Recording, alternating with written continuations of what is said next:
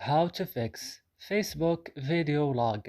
In this video we'll talk about how to fix this on your Facebook. Just watch this video till the end. So first guys, you have to go and open the settings of your phone, then go directly and open apps option. Here on apps option you have to search for Facebook.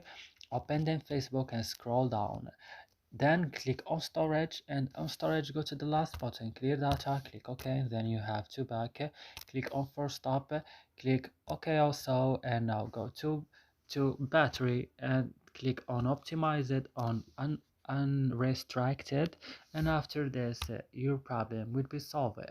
So I hope this video is helpful for you. Don't forget to like, subscribe in our channel. See you in another video.